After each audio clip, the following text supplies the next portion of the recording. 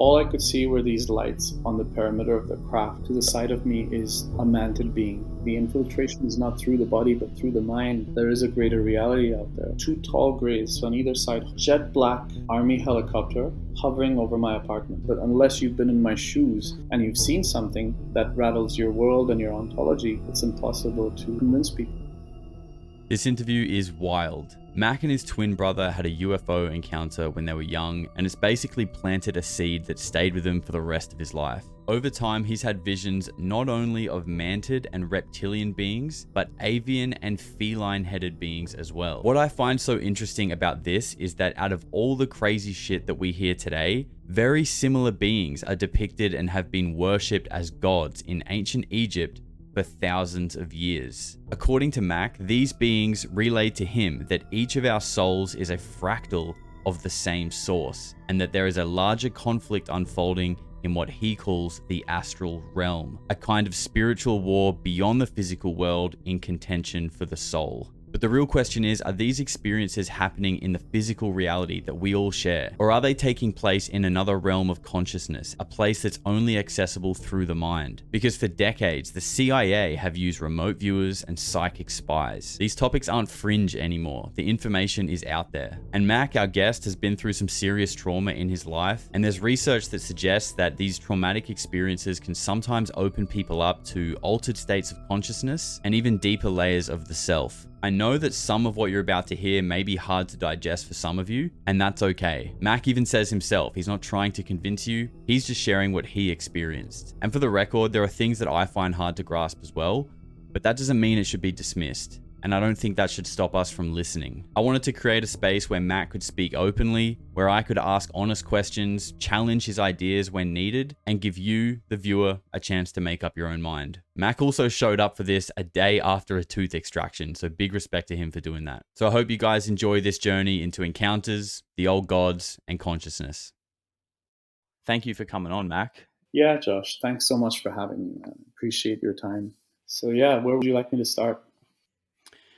Right back at the beginning. So from your story, this kind of kicked off in 1991. Now, if there's anything that I've missed that's happened prior to that, like any maybe family history, please start from there. But I think if we kind of go through this chronologically, it's probably the best way. Yeah, sure, man. So I was born in India to Persian parents, Parsi parents. So we're basically a minority of people that left Iran 3,000 years ago. So we are now a minority of about 50,000 people. Just for context reasons, that's why when I went public on X, I went with the handle Parsi X. So Parsis are from this province of Pars, and they follow this religion called Zoroastrianism, which is probably one of the oldest religions. My dad was a Navy man. I have a twin brother and my mom. So we lived in this area called the Parsi colony. So it's just buildings. It's not an actual closed colony, but basically Parsis lived there. And so it was one night, 1991. 91 is when we didn't have cell phones, Facebook, digital cameras.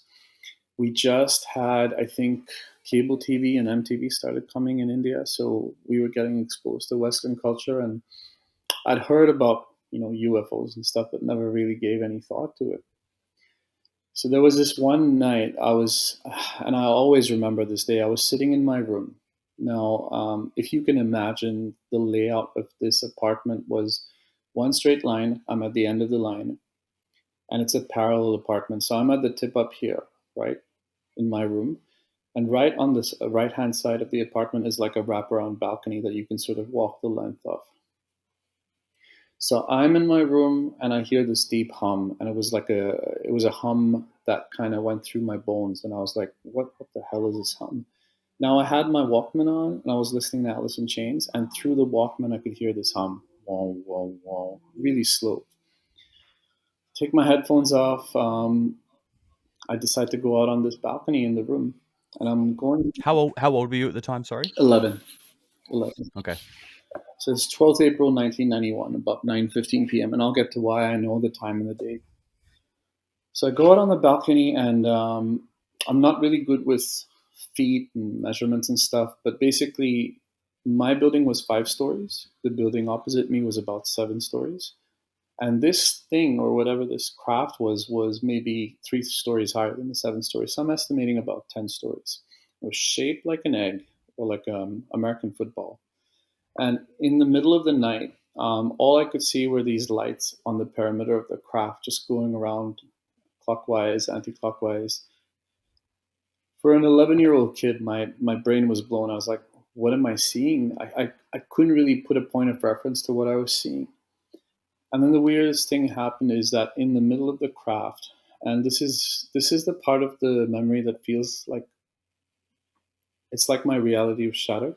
There's like a window or a portal that opens up in the middle, and all I can see is like a three-fingered hand, and it's just black against this yellow portal, and it's waving. So I start waving at it, and I didn't know what to think of this. So I'm looking at this thing. It's frozen in midair, and I'm like, how come nobody else is seeing this? I'm sure somebody else is seeing this as well. So it starts moving from my point of view to my right. So I'm like, okay, I'm going to run out on the balcony from my room, go across the balcony, the wraparound balcony, and see if I can catch it there. So I run out on the balcony, the wraparound balcony, the really long one, and I'm walking up to the balcony, and I'm shocked because my twin brother is standing there with his hand frozen up in the sky. And I'm not looking at this craft, I'm looking at him. And I'm saying, what the hell are you waving at? And he's like, this thing up in the sky, do you see it? And I'm like, yeah, I've been seeing it for the last 5 minutes. So then we're both waiting there side by side, and we're both waving at this thing, whatever this thing was. And it was literally stuck up there for about another 5 minutes, slowly drifts away into the clouds. Now, after this incident happened, like me and my brother, we just had no clue. We're like, is this a UFO or something? Like we've seen it on TV. So we ran inside. We told our mom, hey, mom, we've seen a UFO. You've heard about those saucer type things with aliens. And my mom's like, yeah, 11-year-old kids with a wild imagination. So in her wisdom, she said, go in separate rooms and draw it for me. Draw what you saw. Okay, so if we can just stop off here for a moment, because we've actually got the drawings Yeah. from the time, and I'll show them as well. But before we do, just to get a few more details on this thing. So this craft was standing, well, not standing, it was just sitting there, or was it moving? So when it came down from the clouds, it was just hovering there, looking at me, and then it moved slowly off to the right, and it was just literally there. It was frozen there when it was interacting with me and my brother. After Right. So it seems like it descended downwards and got yeah, closer to you, pretty much. and then it started moving laterally. Yeah, yeah. And then we're both standing there waving at this thing, and it's actually just stuck up in the sky, and then it moves out into the clouds, just casually, like nobody's watching. And you said that this portal window, you said it opened up. Yeah. So was it not there originally? No. So if you can imagine, if you look at the when you look at the illustrations, mine was drawn on white paper, and my brother's illustrations on the bottom. But he's done a more detailed version of exactly what it looked like.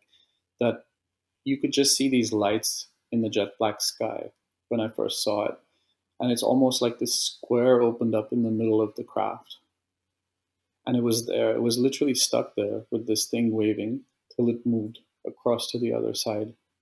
And it was almost like it was intended for me and my brother, this sort of communication. So given that you could kind of distinctly make out a hand, it must have been pretty close, right? So how close would you estimate this thing was? Probably, if we were to do feet wise, maybe about 50 feet. I mean, the detail was incredible. 50 feet. So that's like 20 meters, right? Yeah, yeah. Wow, that's very It was close. very close. Yeah, the detail on that thing was amazing. The fact that we could see a So, hand in there. yeah.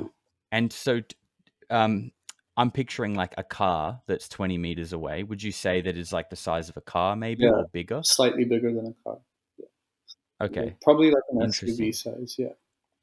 Yeah, like an And the SUV. thing Okay, that, that's kind of like the same size that they've said that egg was, right? Like in yeah, a big SUV. yeah, and that's what shocked me when people like I've been speaking about this experience for 30 plus years, and then all of a sudden you have Skywatcher and Jake Barber and everyone coming out saying Mm. egg-shaped craft, and I was like, I've seen this thing up close, although it could be a different Yeah. thing, right? Yeah. Yeah, that's right.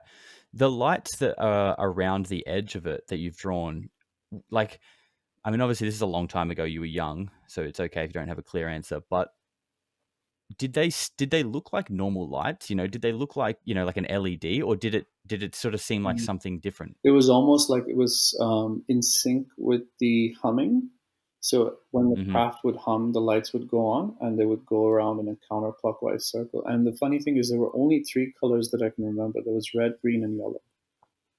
Um, yeah, and remember that we're 11-year-old kids trying to absorb what we're seeing.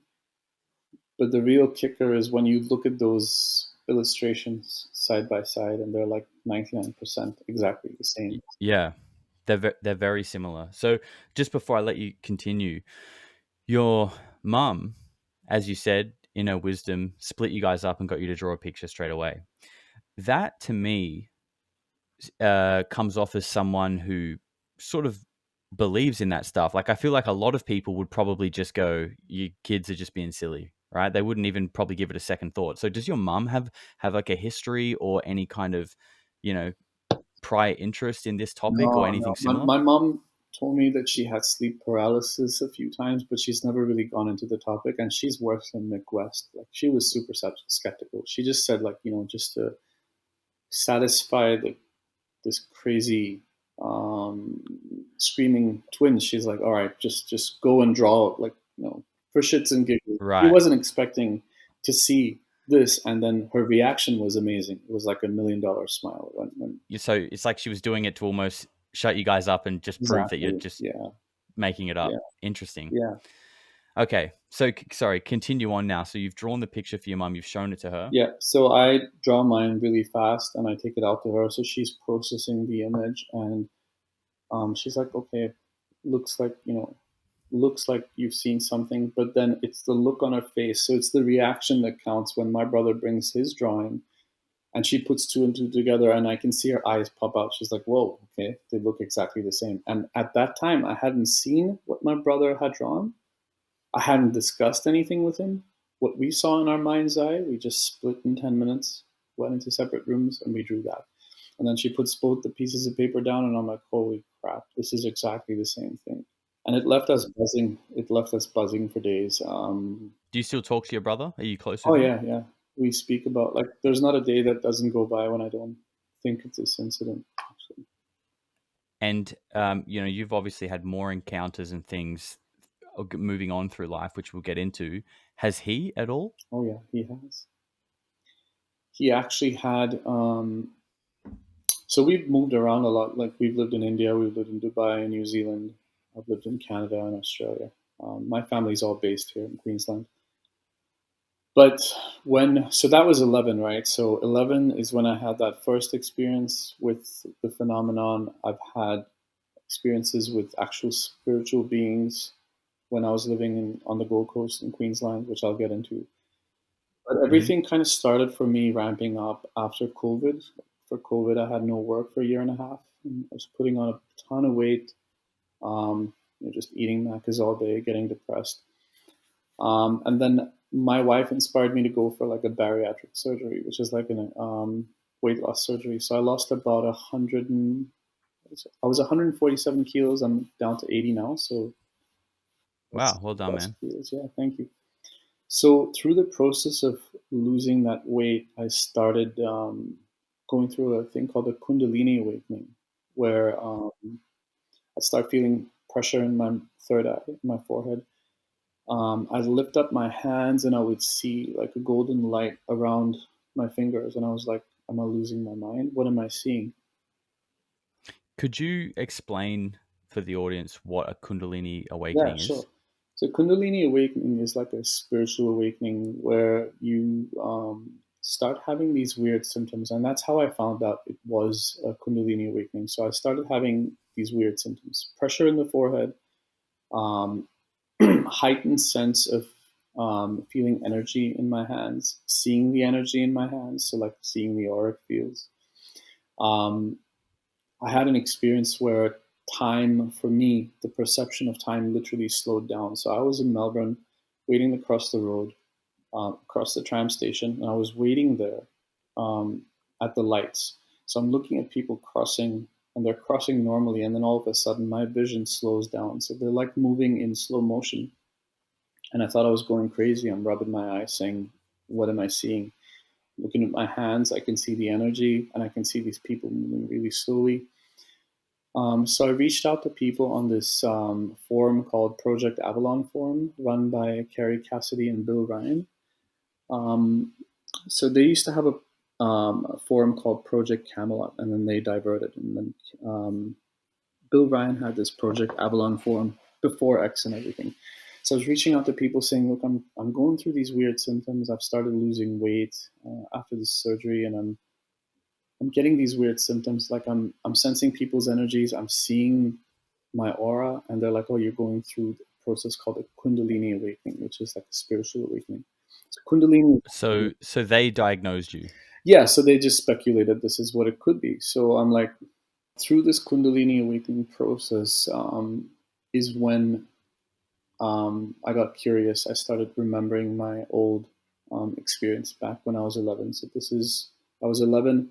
This was 42. I'm 45 now. So So this Kundalini awakening. This is taking place kind of post COVID era, post COVID, just after my surgery back in 2022. So that right? 22, 23 year March to March was really difficult because I was trying to process all these feelings. It took me a year to realize I was going through this spiritual awakening process. Another thing is ego death. So you tend to, because I've been through traumas in my life. When you go through an ego death, you lose a sense of self. You disassociate with everything around you. So being human, the material world, you know, you stop suffering. You stop saying why me. Um, so all that started happening, and then I got curious. I said, you know what? I need to find out what this experience was when I was a child. Let me go do a hypnotic regression session just for shits and giggles. I had no idea. Like all I knew was aliens look like grays, and I heard of this thing called reptilians from David Icke. Never gave a crap about any of this stuff, right? So sorry, just to jump in here. Whose idea was it to do a hypnotic regression? Was this so? This is your idea, Yeah. So, and how did you come on to like? How did you decide that that would be a good idea? well, look, I was doing my research, right, and finding out that people could have suppressed memories. And this is one avenue to go for because there's no way you can speak about this with anyone. There's such a bad stigma around it. I mean, you can't even have that conversation with family or friends. So I said, I'm going to go on my own journey to find out what this experience was. Um, so I found this practitioner here in Melbourne, and it was a QHHT, quantum hypnosis something, but it mainly deals with your past lives. So it has nothing to do with your current experiences. I Mm-hmm. was seeing so synchronistically the universe was guiding me to do this kind of regression. I was looking up a person by the name of Dolores Cannon. She developed this, Mm-hmm. and she said you may have trauma from your past lives that can kind of lead into this life. So I got curious. So I went for this session, February 2023. So roughly about a year after my surgery and this whole process of this Kundalini awakening. As soon as I started the session, and it's not stopped till today, is that the energy in my hands, I can feel it. I can feel my hands vibrating and burning with this weird energy. So if I put my hands together, I can feel the energies. But I can feel it. This is something you can still feel right now Yeah, to this to this day. day, yeah. It's nonstop. It just triggered during the session. So we get into this QHHT session, and I asked the therapist, like, what I want to focus on, obviously my experience right now, but what could have led me to these experiences. So getting into this session, the first thing that I see is apparently this looks like a purple sky, and I'm floating over this purple planet. I see myself as this golden ball of light. go through this crystalline pyramid, and I see these other golden balls of light coming out of the pyramid. It's almost like my soul was coming down. When I'm down at the bottom of this pyramid looking outwards, I can see the purple skies, and this word forms. And I was like, I never even heard of this thing before. And it was Lyra. So I spelled it out, Lyra. Behind the word Lyra turned up this blue being. And this blue being said, I'm your Lyran mother. This is your soul origin. This is where your soul originated from. And it was just too much information. And it was literally like seeing a 4K screen, like a 4K memory on TV. And this is obviously, and so this is happening during your regression session Yeah, with your eyes closed, but you're sort of perceiving this through your mind. exactly. And so just to backstep a little before we go forward, this hypnotherapist who did this, do they have any kind of, for example, you've got people like John Mack, right, Yeah. who are famous interviewing people with like extraterrestrial backgrounds, encounters, and abductions, and he regresses them. Did this person, at least that you know of, have a history with that, or did you even mention any kind of UFO spiritual encounter prior to your Oh session? yeah, I did. So she didn't really. There were two people in Melbourne. I just picked one, and I said, "Okay, I want to come because I've had these experiences." And she said, "Look, I've had a couple of people before with, you know, UFO alien experiences." So we spoke for about an hour before the session, saying, "Look, this is what happened to me, and I want to know about, this experience. And I've been through certain trauma in my life. I wanted to know how I can move past that trauma, because QHHT is a way to even help you deal with." So trauma manifests through the body with pain, chronic pain. So I have like scoliosis in my neck, and the research I did was twofold. So the QHHT session was to find out about my, experiences, and to find out how I can relieve my trauma, so this pain disappears. A lot of people that have done QHHT tend to find that their bodies are lighter because they've dealt with their traumas. So we were speaking about that, and nowhere in the discussion was anything about Lyra or reptilians or any of that stuff. It was just that I had this experience. Can we speak about it? Can we process it? And why did I go through experiences? So I went through sexual abuse, which I've spoken about in another podcast. That was extremely difficult to do. So we tried to process that trauma as well. And basically, the whole point of this session was to get some kind of answers, but it opened up a can of worms to more questions and more trauma. So then going back to this, the start of the session was just an introduction to apparently this soul journey, seeing the soul being born in this constellation. So the planet is in Lyra, the constellation's Lyra. Didn't specify what planet was on.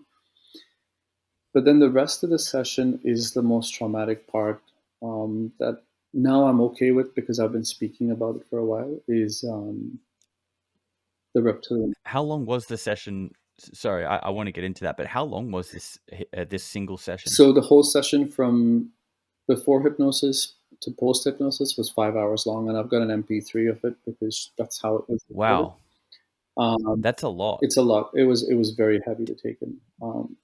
After say an hour or two, how were you feeling, and were you wanting to push forward, or was the doctor like pushing you to keep going? No. Like, how was it after say like an hour or two? She never led me in the conversation. She just let me speak what was coming out. So I was speaking as the Lyran self, the reptilian past life, and my higher self. So it was a 5 hour session. She said that between when you're actually, and I was the kind of person, I'm skeptical. I'm like, there's no way anyone's gonna hypnotize me. Hypnosis is basically just a state of being really calm and just letting things come through, whatever they are, right? So she said that even if you're in a state of hypnosis, your body will still have needs. So, like, you want to wake up and go take a leak, and that actually happened. That's the only thing I remember physically, was that after 2 hours, and after I went through the reptilian life recollection, which I'll go through in a minute, my body's like the higher self says this body needs to go to the washroom. I was speaking in third person, so then I literally woke up. My eyes were awake. I remember going to the washroom, coming back, my eyes were shut. I'm back in the regression again. So it was You just slip straight back in. straight. I was in it. Yeah. So it was like the body was just kind of doing what it needs to do to make sure it physically performs. What's it called? Memory. I forget the word evades. Like a muscle memory Yeah, type yeah, thing. exactly. Yeah. So then, as soon as I see this vision of this Lyran being, this blue being, very very loving, and I felt really nice, like I felt connected when I was having this. My hands physically started burning. Okay, now this part of the interview is going to be really, it's stressful for me to speak about, and I want listeners to know you don't have to believe everything I'm saying. I'm only relaying my experience from what I experienced during that QHHT regression. So my hands start burning, like they're on fire. My eyes are closed, but I lift my hands up so I can feel me lifting my hands up while I'm lying down on the couch. And I can see my hands, when I'm looking at my hands this way, they look human. And then I turn them around and they turn green, massive claws. And I'm like, what the fuck is this? And I start. So this is sorry to cut you off. So this is looking through your actual hands in real life at this point. No, so my eyes were still closed, but I felt my arms burning. Like I was sleeping, right? And I'm telling you, like my hands are burning. So I lift my hands up with my eyes closed, and I can see my hands as human hands. And when I flip them over, they turn into this weird green scaly hands, and I'm like, "What the fuck am I seeing?" And I started hyperventilating. Um, and she said, just keep going on, keep speaking about what you're seeing. And I remember everything about this regression, which is really shocking because the next thing I remember is when I was between 4 and 7, I had this recurring nightmare in Mumbai where I would see two flames and I would see a wooden door. That wooden door shows up. So my hands are like this, reptilian hands, and that door shows up. So I push that door open. And I kind of get emotional when I speak of this. But when I push that door open, I see I see pretty ghastly stuff. Like I see bunch of these beings feeding. So they're having a feeding session. So they're feeding, Reptilians. yeah, they're feeding on life forms. They're even feeding on humans. And myself, I participate in that. So I pick up a human child and I start feeding. It's pretty And bad. so you're obviously having this experience through the eyes of your own body, but you're not necessarily in control. It's kind of like No, you're rewatching an old memory from a first person perspective. that's right. Yeah. So I was getting confused and I was crying through the session, saying I don't know what's going on. Why I'm not only seeing this, but I'm feeling it as well. I'm feeling the feeding. I'm feeling consuming the flesh. So it was pretty awful to go through it. Um, After I'm done with the feeding session, the memory shifts of me looking at myself as a reptilian being on his craft, with its hand up against the spacecraft, looking out at the stars. And that's when the reptilian being has a moment of realization that it's starting to develop a soul. It's starting to feel because these beings, these Draco reptilians that I was, their species did not feel. They didn't actually have souls. They were run by sort of an AI consciousness, and I'll get to that. Mm-hmm. Just before we go further, because I don't want to have to drag you back No, it's through those sort of memories when we sort of move past it again. The feeding that you say that you walked in on, can you sort of explain what that looked like? And I don't necessarily mean the nasty details of what you're seeing, but more, can you kind of set the scene? Like, were you in an outdoor area, or at tables and with plates? Like, can you sort of not detail it with for me? plates and stuff, but just it was a table, and they were just feeding on life forms. Raw. It was all raw meat, basically. It was And what kind of room is it this? was Is it on this. like It a was on a spaceship. It was on that spaceship, so I could see outside. I could see the stars outside. Basically, and there was about 6 or 7 of them, if I can count, sitting on that circular table and just eating. And were the people and children being eaten alive? Yeah, Wow. Okay. Thanks for that. Thanks for giving me that detail. yeah.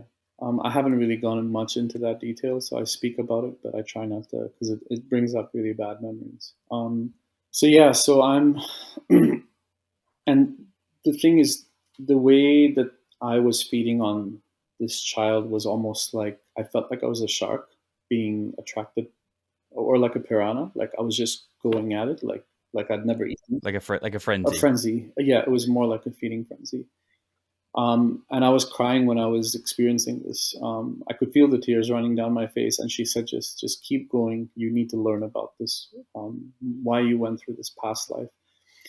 Um, so then, moving on to that other image of me standing on that same spacecraft, putting my hand up, and I've illustrated all of this. I've illustrated the face of the reptilian, myself standing on the craft. Is when I realized that I'm becoming what I'm eating. So I'm absorbing the life force of these beings, and I'm starting to develop this soul. And the other draconians, or the reptilians, don't like that. They can sense that there's something changing in me. And that's when the craziest part of the regression happens is my vision goes blank, and I feel a pressure in my temples. And I'm panicking. I remember this clearly. So I asked the therapist, like, I can't breathe. I feel pressure in my temples. Everything is black. She says, push through, look around the room, see what you can see. So that's when I tilt my head back. And when I tilt my head back, I see what I can describe as your typical gray alien, short gray.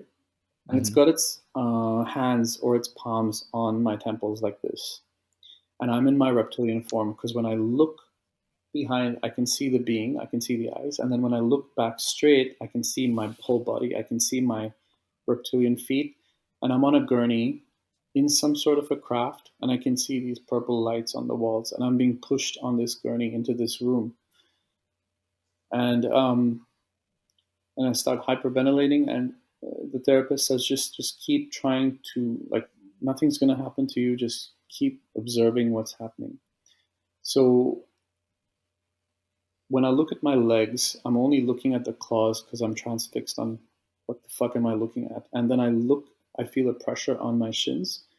There's two tall grays, or what you would describe as tall grays, on either side holding down these legs. Right. So look similar to the one behind your head, but just taller, Yeah, essentially. a taller one, really tall, maybe about 7, 8 foot tall. Now, in the middle where my groin area was one of these reptilians, and he wasn't standing straight. He was standing kind of sideways, and he was laughing. He had the weirdest grin on his face, and he had like a black cape, and he was just looking at me in my eye with this really nasty, evil look. Like he knows something's gonna happen, and I was panicking. I don't know what the hell was gonna happen.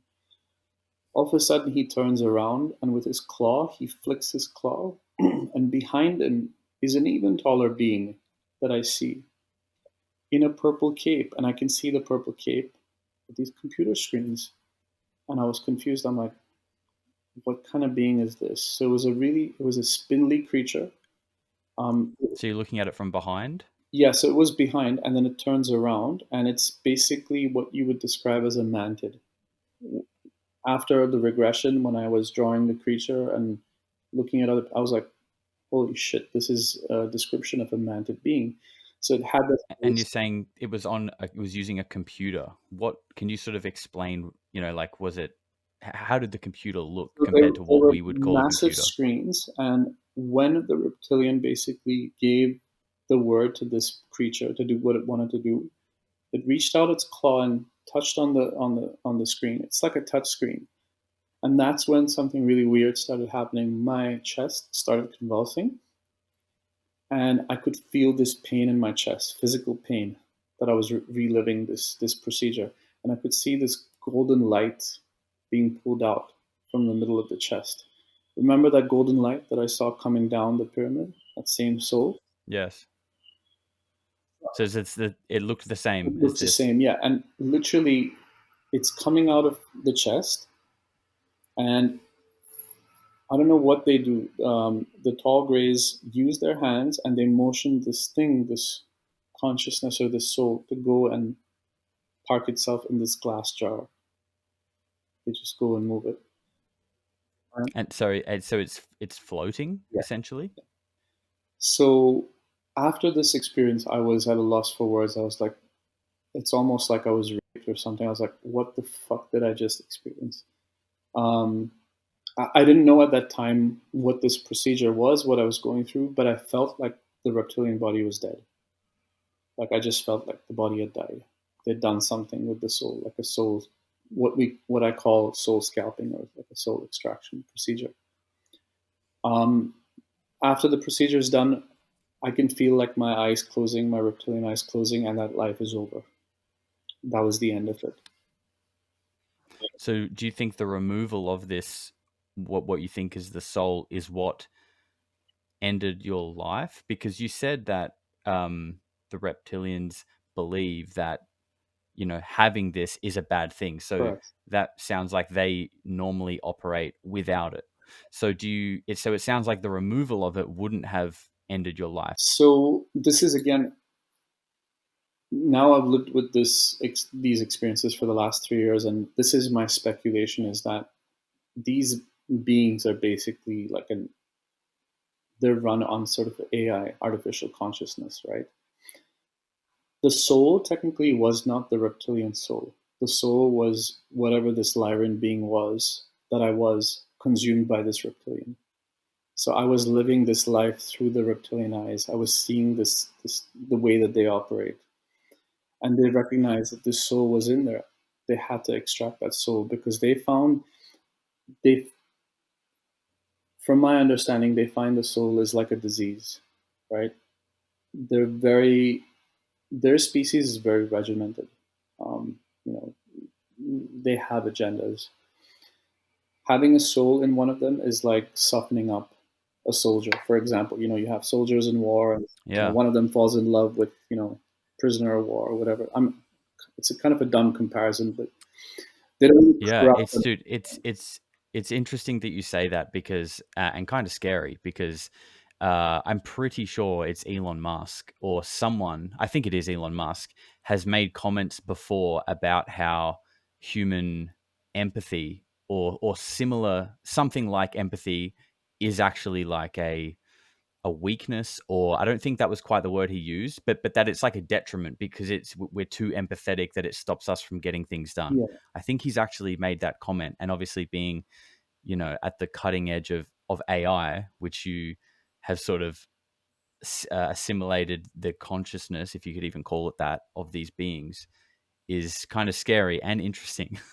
Yes, and this is just me trying to make sense of these experiences and having conversations with experiencers. So this process happens, and then we start speaking about my trauma and how I can overcome my trauma. Um, then I end the entire regression as my higher self. So I ask my higher self, like, is there good and bad in the world? And the higher self simply ends the regression. And I remember these words consciously. I said, is there good and bad in the world? And the higher self said, there is no good, there is no evil. There only is or there is not. Which to me, my interpretation of that is that every being has a choice, right? What we see as malevolent is through our human lens and our construct. I always argue that everyone says reptilians are bad, but why are they bad? Because they're eating us?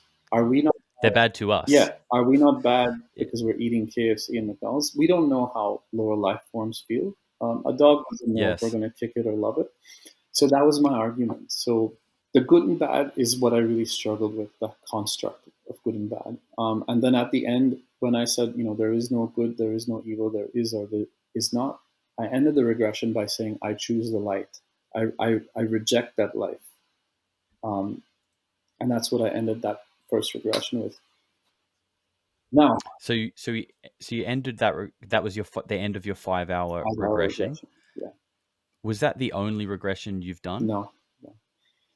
You So went back for more. How long between each one? So the first one was in February 2022, and I think the second one was with Mary Rodwell, who helps experiencers. So that was a completely different regression. To be honest, I think it may have been a year apart because I wasn't really, um, I was just trying to process that first regression. So the first regression ends, right? And the therapist is just blown away by the information. So I wake up and I'm like, oh shit, I've got all this crap in my mind. I'm going to write it down. And she said, now that you've had these memories come up, you may have a physical reaction to them. I was like, I don't know what the hell she means by that.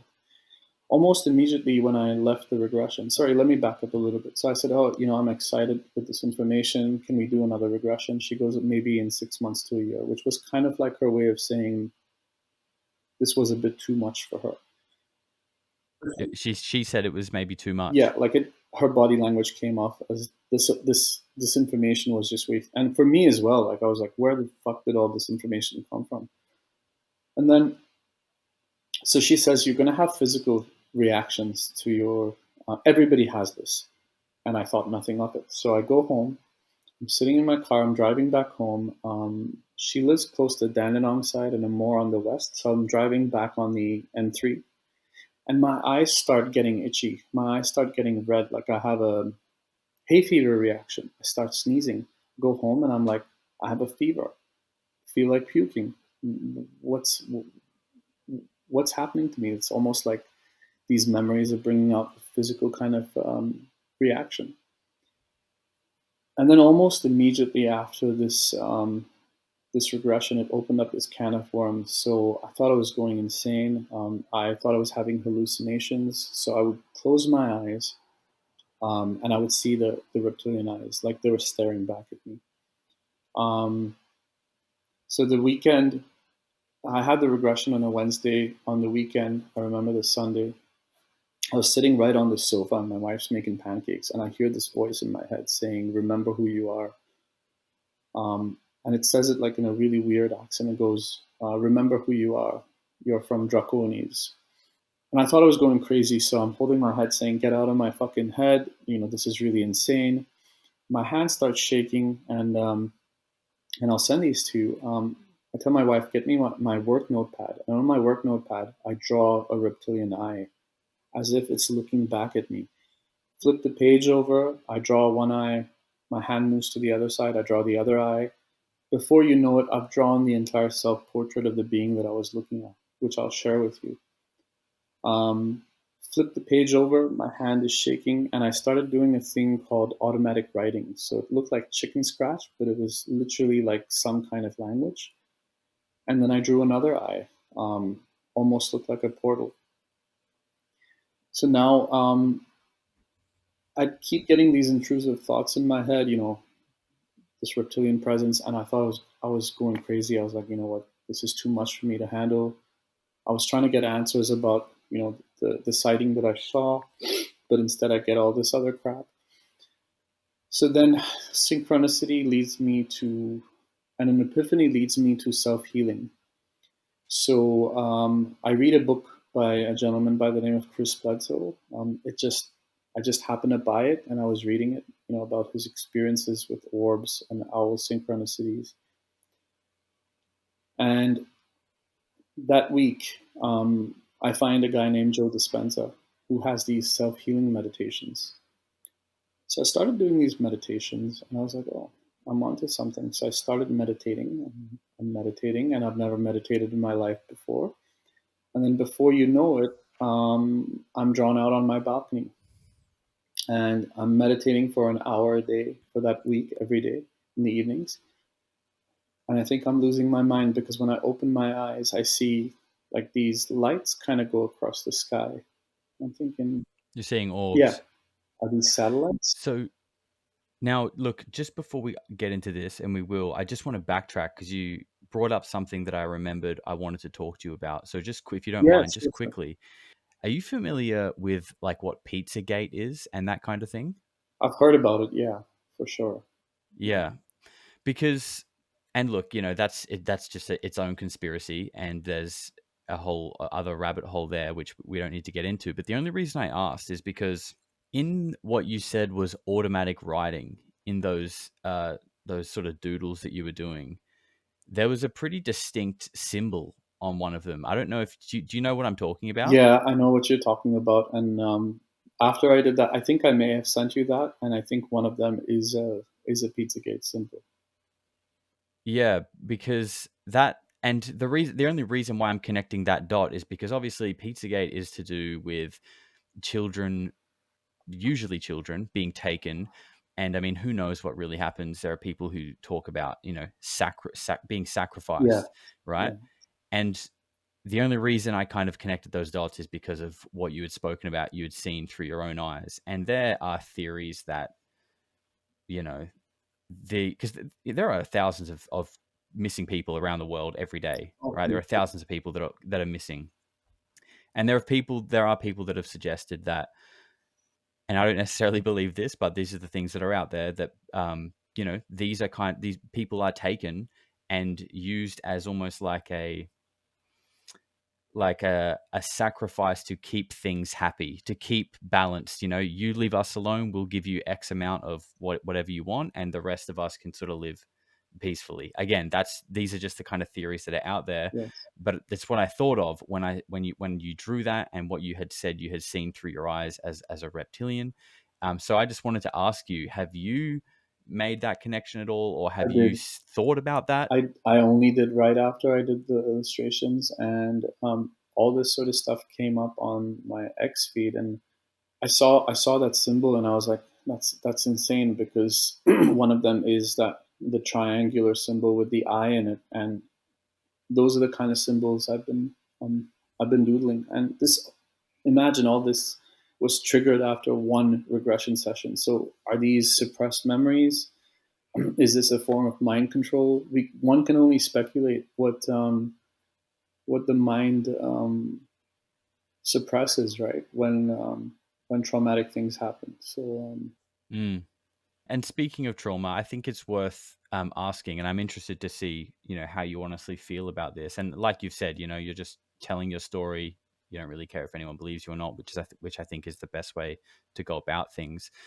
But you've said that obviously through COVID, which we all struggled with mentally, right? We all had a hard time with COVID. I certainly did. You were gaining weight. You obviously had this pretty traumatic 5-hour hypnotic regression, as well as other trauma in your life previous to that.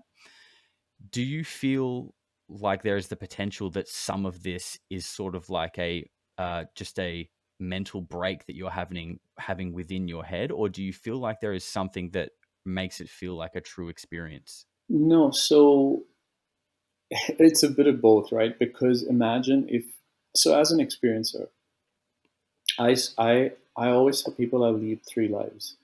So I lead my experiencer life, where your reality is shattered whenever you have experiences, and you're always trying to rationalize. Like, if I was a mentally ill person, I would just say, yeah, everything's true, believe everything, you have to believe me.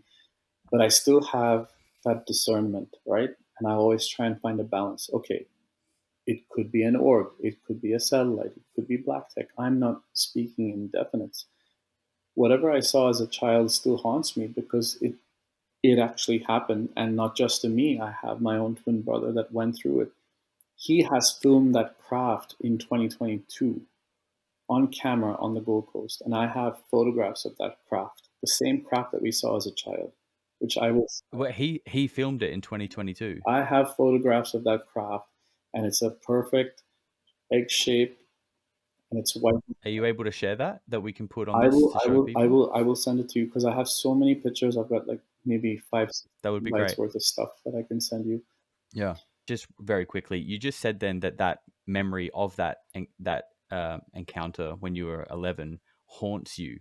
So at the time when you were telling the story, it didn't come across like it was a negative experience, but does it feel like a negative one No, so now? no, it's not a negative experience, but it's always why us, because it's like, if I can describe a physical sensation, it's like getting kicked in the balls. You're walking down the street, somebody kicks you in the balls, and you're like, who kicked me? Why did they kick me? The pain's eventually going to go away, but I'm trying to compare that.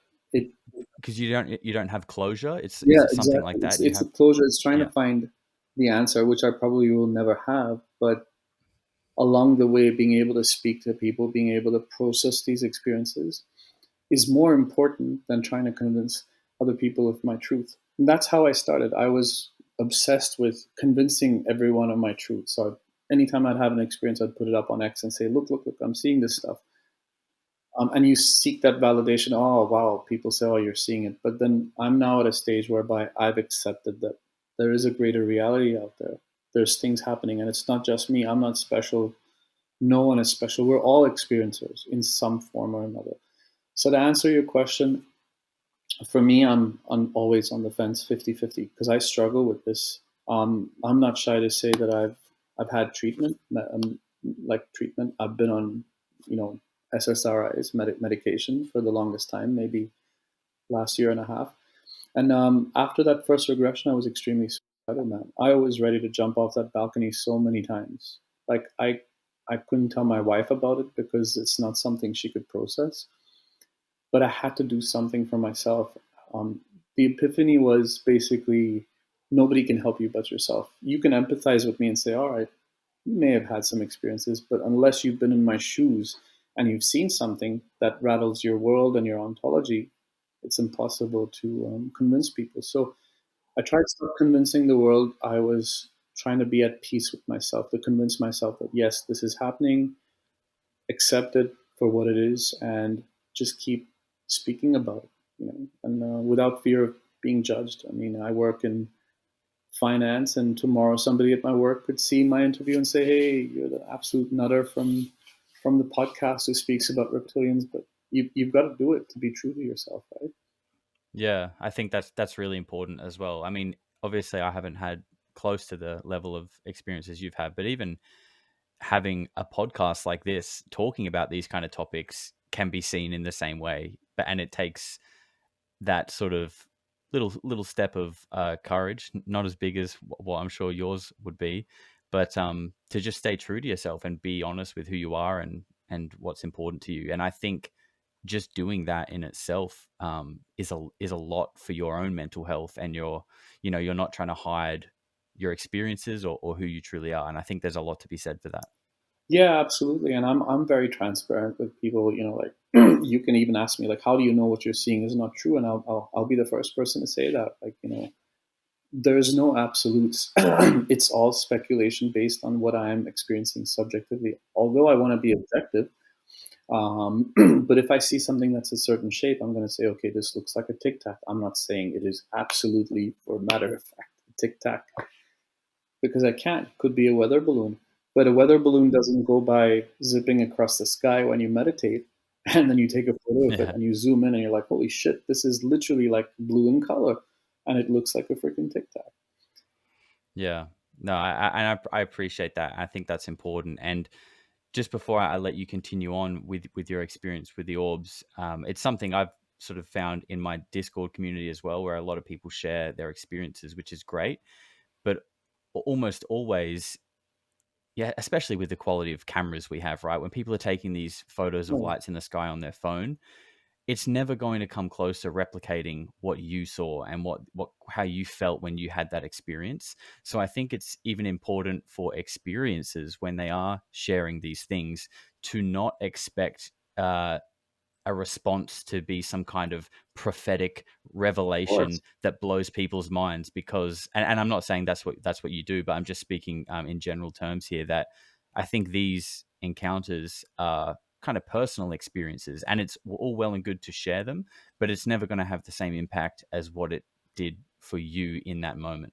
Yeah, absolutely, and that's what I've always been trying to tell people. Like when we have this UFO community on X, and we I used to do these spaces. Now it's kind of veered off a little bit, but on my experience or journey, I always like when my story started getting picked up by all these podcasts. It wasn't because I wanted to go out there and be famous or do it for money. It's just to get it off my chest. But it brought a lot of blowback. So there's two other guys. There's Christian Carroll and Paul Ramos. Um, but I'll get into them as well. But when we started doing these experience or support spaces, the orbs would manifest for us in real time in different countries. Me in Australia, them in America. I don't I don't know how to explain that. We living in some, Like outside while you're doing the yeah. spaces. And I've got videos of that on my YouTube channel. 6 minutes of orbs flying by, and we're reacting to each other on the spaces, saying, "Holy shit, I'm seeing something." They're saying they're seeing something, and it was not exclusive to the three of us. It could be replicated on other people. So it's like, you know how people do a CE5? I think the Hmm. phenomenon knows when you're collectively thinking about it, it will give you a wink. And we tried this experiment so many times that it got picked up by Patrick at Bedded. He got three of us on, and he's like, explain to me what this is happening. And it just happens, you know, like, and it's happened Yeah. numerous times where we started speaking about the phenomenon, and it will manifest. So anyway, going back to the orbs. So that first week when I was doing the meditations, I would see these lights in the sky, and I was thinking, what the hell is this? So I'd start filming them, and I wasn't zooming in on them. I didn't know what they were. But it triggered in me a memory of after my sighting, my original sighting as a kid.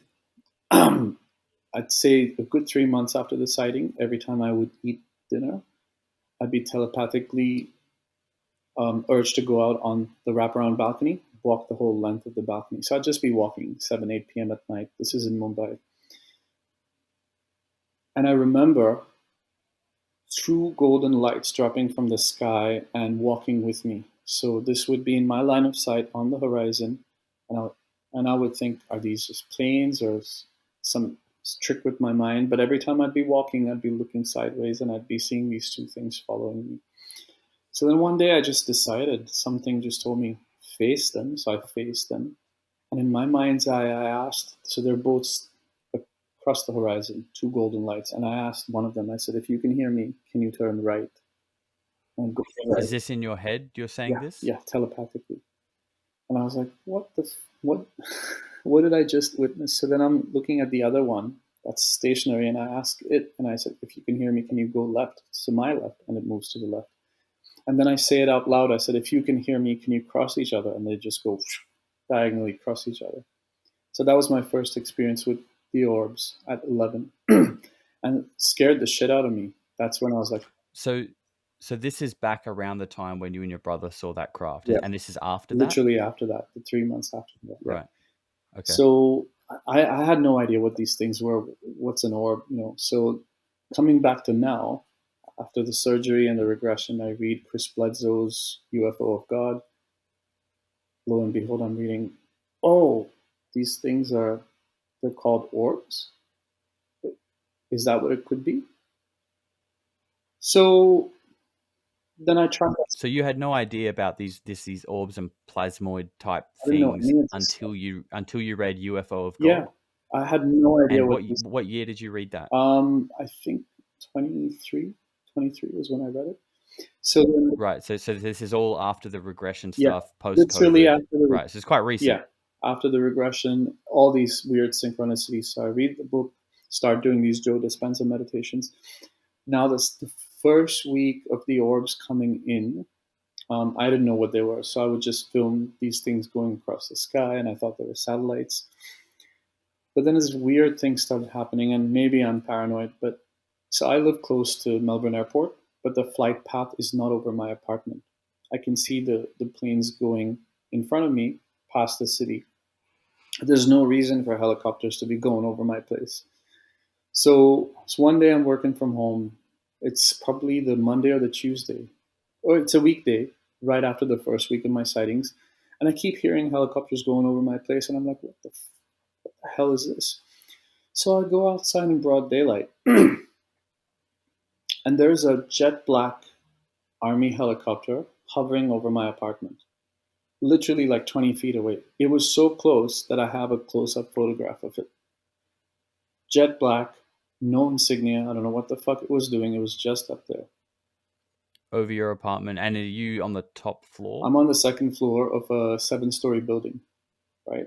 Okay, and it's above the building. It's literally like I go out the balcony, and I'm like, what the fuck are they doing hovering over? And I can see, and it was just there. It was just hovering. And I have a photograph of it, literally crystal clear, jet black.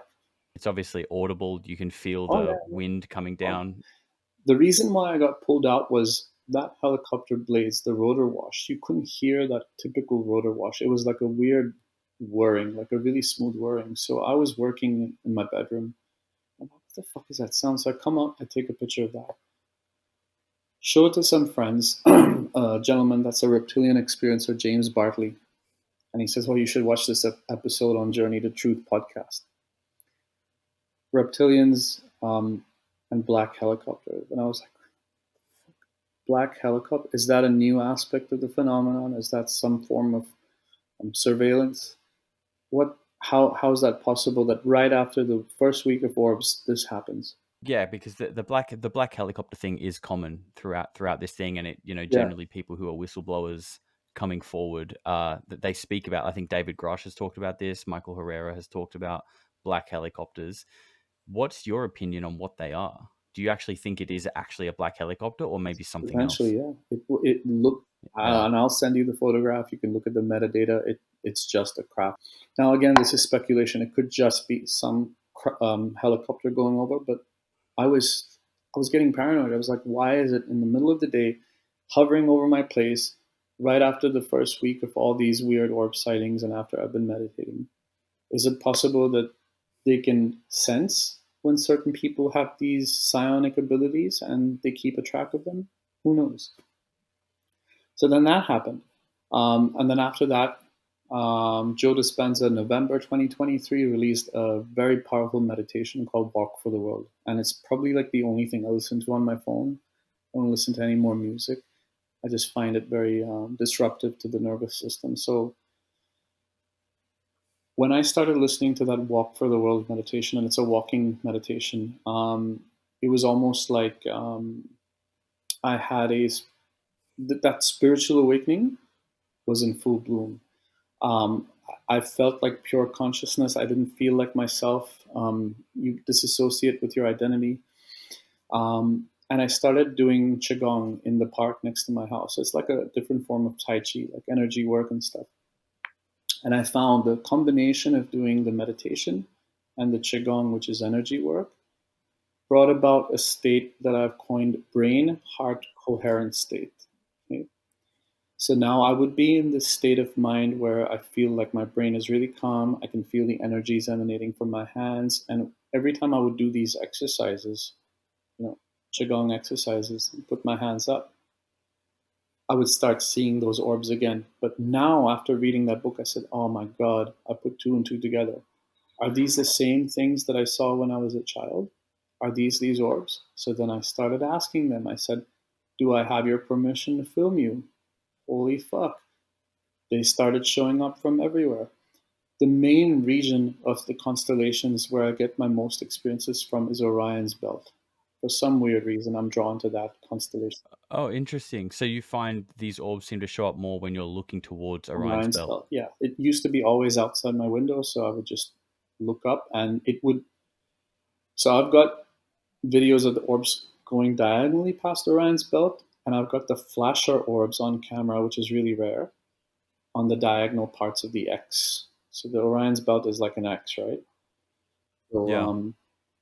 on the top star and the bottom star diagonally, just next to them, I would ask and say, "Are you there?" And they would give you a flash. They're called flashers, which a lot of people have seen them. I've seen them. Yeah, I've seen them. I walk my dog a lot at night, and in the last couple of months, I feel like I see things in the sky very regularly, and I never used to. Um, yeah. One thing I wanted to ask you about that, purely because of my own experience, is do these things look like they are the same distance away as the stars? Like they could almost be a star and moving, or does something about them feel like they're closer and they're more in our atmosphere? No, they're very close to the stars. So I use the flight tracker app. I use Stellarium because there's so many Yep. of these. What's it called? Elon Musk Starlinks around, right? So I'm Yep. always trying to deduct: is this a Starlink? Because I don't want to dupe myself. Forget, duping the world because that's not what I want to do. Yeah. But then, okay, so when I'm filming these craft, I had a shitty iPhone 13, but it's not the video that is the kicker. It's when you take the still photographs of whatever you're seeing and then you play around with the filters. I've seen different shapes. I've seen like a donut shape, like a C-shaped craft. I've seen a craft that looks like a flower petal. Um, the Tic Tac that we spoke about. Um, Then I've had experiences where I don't meditate and something just shows up, and it's probably happenstance or it's meant for me to be able to look at it. So one of those experiences was, so I've had a few, these orbs, they tend to leave you in a state of PTSD if they come too close. And when I say close, I mean um, not far away next to the galaxies. These ones are really close, like if you're seeing a plane or a drone fly by. So Mhm. I had an experience one weekend where, again, the helicopter started coming. Again, it was a Sunday, and my wife's making pancakes, and I said, "Why the fuck are these helicopters coming again?" My wife's like, "You're getting paranoid. Something just told me to go outside." So I pull my phone out, and I never get to see anything in the daylight, maybe because my eyes are weak. But I pull my phone out, and I recorded this helicopter just going over my apartment, 4-second video, and I took these 3, 4 shots. Helicopter goes over, I think nothing of it. Open up the photograph. When I look at the photograph, what do I see? I see the still shot of the helicopter going over.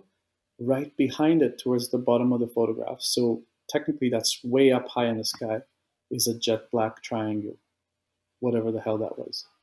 A black So you can triangle. see two different things in the Yeah, image. You can see the helicopter, and then it looks like above it, higher in the yeah. sky, is a triangle. And then when you zoom in, you can see the whole black triangle. Now here's the kicker. I'm looking at that still shot, and I'm telling my wife, "Holy fuck, what the hell is this thing?" And I started getting these weird PTSD symptoms. I started getting anxious. I'm like, what did I just capture? She says, "Come sit down on the sofa." I sit down. She says, "You're not going outside." And all I hear is helicopter after helicopter, nonstop. I don't know what it was. So she's like, "All right, put it up on the TV." So we um, wirelessly connect the phone to the TV and screen share it. And then she breaks down that 4-second video. And in that 4-second video, she catches the craft fly off in 4 seconds off the screen. Now, there's one, A craft the same craft turns white and triangle. flies off as soon as the helicopter flies off. Now, in the video, when I posted it on X, and it's in my highlights page, if you go on my highlights, but I'll send it to you, Andre. Uh huh. Yeah, People please do. I always can say, slow it down and people whatever. always say, "Oh, there's a water droplet coming down," and I'm like, "Yes, that is a water droplet because there's water dropping from the balcony above." But right after the water droplet comes, you can see the craft flying off. You can see the white shape of the craft, and it's the shape stays the same. It's just a triangle, and it just goes zooms right off. And I was like, that was insane. Like, and I've never seen that shaped craft ever again. So the orbs that I saw, there's different kinds. So there's the kinds that are potentially the NHI, but there's spirit orbs as well. So there was a time I was in the park. My uncle was in the hospital, so I was praying to my aunt that passed away during COVID. And I just prayed to her and I said, "Look, give me a sign that you'll look after him." And it almost looked like a green orb, and I've never seen a green one, like an emerald green orb, just diagonally grow across the sky. And I was overwhelmed with emotion, so I took a video of it, and I'm saying thank you. Thank you. Thank you so much. Wow.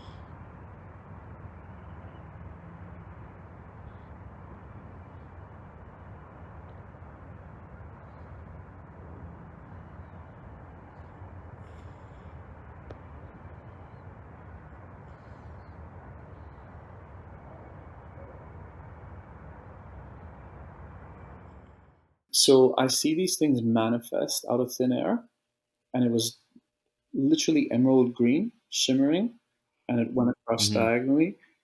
Only when I asked, and I said, "Can you please give me a sign?"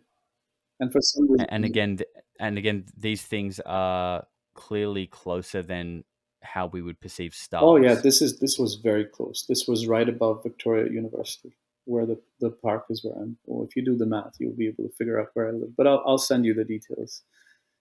Um, Yeah, for sure. And the only reason I ask that is because, just going back to what I said before, I I see things in the sky too when I take my dog out for a walk, and I'm conscious of the same things as you are, of satellites. You know, I don't just see something moving and I start yelling, "Oh my god, it's an yeah, yeah, alien!" exactly. You know, my first go to is probably a satellite, but then sometimes you notice that they move in ways that satellites don't move, and that's when you start to start to begin thinking other things. But I've always been interested of the fact that they do seem like, for the most part, for me and what I see, that they are almost as far away as stars. Like they look like they could be a star.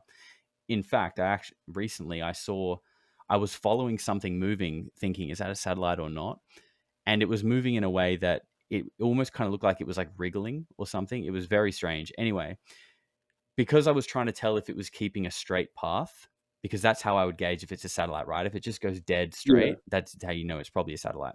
So I'm watching it and I'm using the other stars in the sky as like a reference point to see, okay, is it going to go straight past where it looks like, or is it going to deviate away from that path? Yeah. And it was approaching a star that I was kind of using as a reference point. And I shit you not, as it got to the star, which it almost looked like it was going to collide, like it was going to run straight over the top of it, the star moved. It just almost like it dodged it. And I was just like, I mean, I don't know what to make of that. I have no idea. But I was just like, holy fuck. Like how many other of these stars are moving around? Like that kind of shocked me. But in comparison to, you probably haven't seen it, but I have a video up on my channel of an experience that I had where I did a pretty basic, I wouldn't even say I did CE5, but I kind of focused my attention and kind of invited something in. And this was sort of sunset. This is at 8:30 p.m. here during daylight savings. So it was sort of like, it was still light, but it wasn't dark yet. It was close though. And I have the video of it, and I have a kind of a video of me running through the experience. I'll send it to you later. But basically, yeah, there was an orange light that was much closer than this. Wasn't a star because it was daylight. You couldn't even see the stars.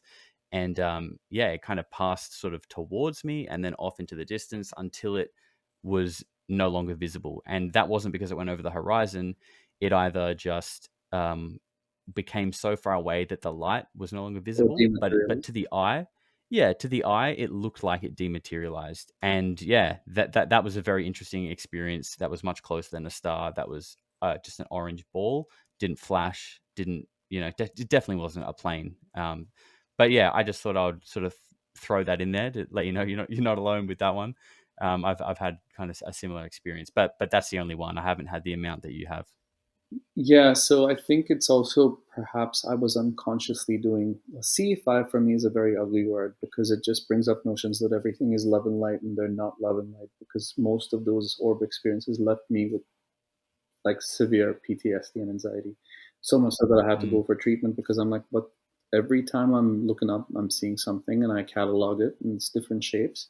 So I'm speculating that some of these orbs may actually be plasma beings that could be alive. And there's some papers written about them that the skies could have this kind of state of matter, sentient life, sentient plasma that we're kind of hmm connecting with.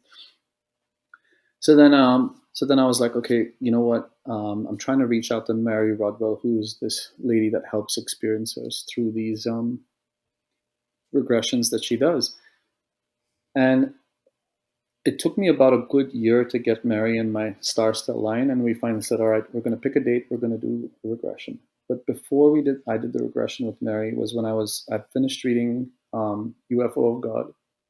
The orbs went crazy, and then another thing started: owl synchronicities. So owls are very much related to the phenomenon. It's some kind of symbology. I don't know what it is, but I was meditating to that Walk for the World meditation, the Joe Dispenza one, at home. And I think I did it twice. So the second time I did it, one after another, you get addicted to the dopamine from the meditation. I started seeing a face forming in my mind, and that looked like an owl. It had the face of an owl, but the body of a man in golden armor. I told my wife, I'm like, get me that notepad, which I hadn't touched for months with the reptilian drawings and all that. So I flipped it over and I drew this owl hmm being. Now, unbeknownst to me, I had no idea about owl synchronicities and any of that. I'd read about it in Bledsoe's book, but then I had to go back and read it because it started happening to me. So next day, we decided to go down Geelong side. It's about 40 minutes from the city. We went to an antique store. Never been to an antique store. I was in that antique store for 3 hours, Josh, and all I saw was figurines of owls, books of owls, illustrations of owls, and I was going crazy. I was like, "What the? Why am I seeing owls all of a sudden?" It's almost like my mind was just focused on them. So I started documenting this.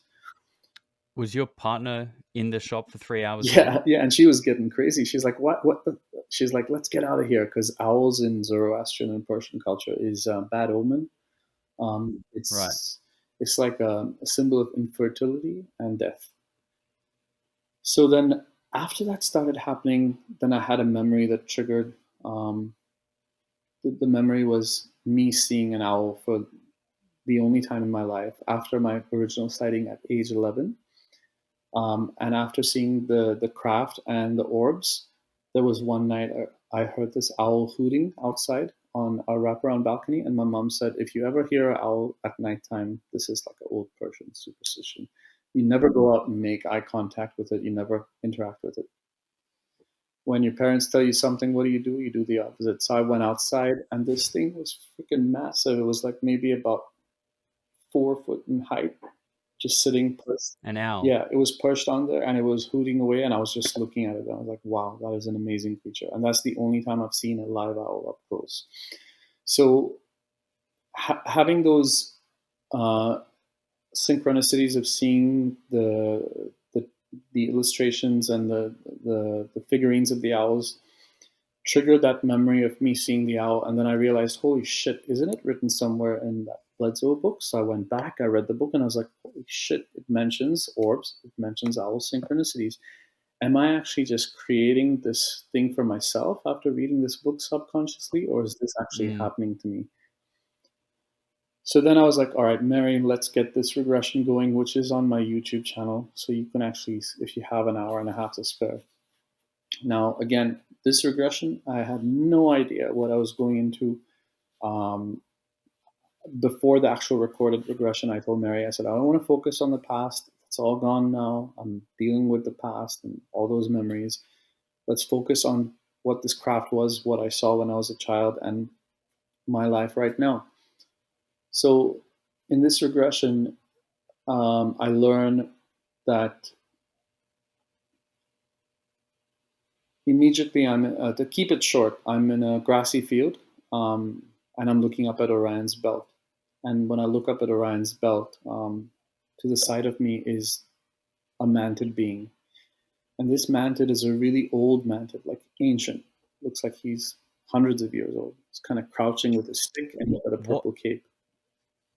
So okay, just a couple of quick things here. So this is a memory of that you're remembering that you'd forgotten as a child. No, so this is something that they were showing me that actually happened to me, that I'm perceiving happened to me. Okay. Right. Okay. And what about a mantid? You said you could tell this being was hundreds of or thousands of years old. What about a mantid and the way that it looks makes it look distinctly like an Older one. older one? So this one was very old. It was like crouched and it was holding on to like a walking stick. So the mantid that I'd seen previously in the other regression almost felt like a young person, like a young mantid. This one looked ancient and old. And I look at the mantid and I said, what are we doing here in this field? And this was a memory of something that happened to me. So the mantid does this with one of its claws. Then it takes one of its the other hand and puts it on my heart, and then it uses its other hand and points to Orion's belt. Doesn't say anything, and I'm like, this is doesn't make any sense. Am I supposed to read its mind? What are its hands? Like I Its would say they're not claws, human just, hands. Like what are you just seeing? very thin claws. Like the same as what a actual praying mantis has? No, no, Like it's those more sort of humanoid, elbowed more arms? humanoid claws. Right. Okay. So it's not exactly like a praying Yeah, mantis. It's sort sort of. of like a mantid like Yeah, humanoid. exactly. Um, Okay. So it's telling me to keep quiet and look up at Orion's belt. So I'm looking up at Orion's belt with this thing, and a golden orb comes down from Orion's belt. I know this sounds batshit crazy, but this is what I exactly remember. The orb comes down and it morphs into this triangular craft. From the triangular craft come out these three owl men, faces of owls. One's got a beard, and they've got this golden armor.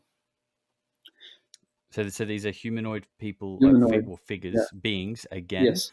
but can you sort of describe what parts of them were humanoid and what parts of them were more So owl-like, just so we get like a visual? I used AI to generate what it looked like right after the regression, which I will send you, and you can put that up. And they look exactly like that. So the face was of an owl, but it had the beard of a man and slender body of a man with golden armor, real solid armor, all three of them. So they came out of this craft. Craft was a golden triangular craft. The leader came, Like a pyramid, like a almost like a upward pyramid. triangle? Yeah. So not like a No, TR3B, no, for no. example. Okay. TR3B is kind of flat, That but this was like an actual, it morphed into kind of a pyramid type shape. Right, so this is a pyramid shape. And just quickly, do you know about the Pentrich UFO incident? No. Right, that's a Pentrich. I think I'm saying that right. That's a place in Wales, and a lady named Kaz Clark is sort of the experiencer there, and she talks about seeing a giant pyramid. And there's actually a lot of evidence for that case. I've actually spoken to her a little bit in the past. Maybe one day I'll get her on the channel. But once we're done, I can send you some links to check her out if you're Yeah. interested. Because that's the only other case that I've heard of where whatever it is that was in the air was a actual pyramid, not like a TR3B or anything. So, So yeah, sorry to no, interrupt not at you. all. So it's not typically like a pyramid, but one side is more kind of. I'll send you the illustrations so you can see what it looks like. It's like a triangular craft, but not exactly a pyramid. Anyway, so these guys come out, and the lead guy comes up to me and says, "Come with me." Puts his hand out, and I'm like, "Where are we going?" So I put my hand in its hand. They take me on the craft, and we fly off the planet. And I'm super excited. I'm like, "Where are we going? Who are you guys? What are we doing?" And they say, "You talk to me." What kind of energy did you get from these Very beings? beautiful, like angelic, very, very, very. So you felt comfortable Oh yeah. immediately to go And with I them. was stressed out because I thought, again, I'll have this reptilian presence coming in, and this was the complete opposite. So we fly off the planet, um, and when we're flying off the planet, we fly close to what looks like a sun. So if you can imagine a sun, but now here's the thing: is that we're not flying and landing on the sun; we're going through the sun. Physically, the craft is going through the sun, and as soon as we go through the sun, I feel like I'm complete, like I've met God, which is exactly what happened. So when we're flying through the sun, I said, "Why are we at the sun?" And these are the words, I remember them word to word. And they said, "We're not at the sun, we're at the all." And I said, "What do you mean by the all? The ALL all?" And I said, "Why are we here? What's my purpose?" And they said, "You talk too much, you're asking too many questions, but we'll answer your questions." Again, I say, "Why are we here? Where are we? Are we at the sun?" And they go, "No, you're at the all." And I said, "What does all mean?" And they say, "In your English construct, the all is God consciousness. And you are a fractal of source," which are the exact words they used. They said, "You are a fractal of source. This is source consciousness. You are part of it, as is everyone else." And it was a very emotional moment for me because I was like, "You're telling me that I'm actually here to see the concept of God. I'm actually at God and I'm part of it." And they go, "Yes, we all are." So we're all like fractals of the sun's energy. Of source, yeah, Like the sun is prime sort of creator. radiating a consciousness that we all share. Well, it's not actually the sun, so it is prime creator, source consciousness, but the physical manifestation of it looks like a sun, a golden sun, God, the physical Right. So, but manifestation, what's right? So you're saying it's not the actually sun. our Yeah, sun, but it's but it's something similar to correct. it. So now, and I'm like, "Well, I'm confused. Why did you bring me here? And who are you?" So they go, "You're a fractal of source. We've been the ones watching over you since you were children. Your brother has seen us as well recently." And I said, "Well, what do you guys call yourselves?" And they go, and I know this sounds really, every time I recount this story, I just feel like a nut bar, but I'll say it anyway. They said, in your language, we call ourselves the guardians of souls or the keepers of souls. And I'm like, "What does that mean? Um, what's your purpose?" And they go, "Well, you're one of us. Um, Your message, if you choose to spread it, is that there is a war going on in what you perceive or you call the astral realms, again, in your English language. This is what they said to me. And I'm like, can you elaborate on what astral wars mean? And they go, there's certain species out there that are obsessed with the soul, the embodiment of the soul, right? They said you can corrupt the body and you can corrupt the mind, but you can never corrupt the soul. So they're obsessed with the manipulation of the soul, which is what you went through in your reptilian, you lived through that reptilian past life to see how they were trying to manipulate that. And they said that we are a side that works against certain malevolent species. And they said, namely the Greys and the reptilians that do these soul scalping procedures. And I said, well, I'm still confused. What is your agenda? And they said that the reptilians and the Greys can't live in this 3D manifestation on Earth. The only way that they can infiltrate our society here is by building hybrids. So what do? They abduct people, right? Men, women take their semen, take their eggs, and they build hybrids on their craft, which you may have heard of. But they went even beyond that and they said, how do you think a hybrid operates? And I said, you make a hybrid and it operates. And they go, no, a hybrid's just an empty shell. You need a soul in there as well. And I wasn't getting it. So they said, people are also abducted and parts of their souls or their entire souls are taken out. Soul fractalization, soul scalping is done. They take that soul and they put it into the hybrid so the hybrid can operate on this frequency. And I was thinking, man, that's the craziest shit I ever heard.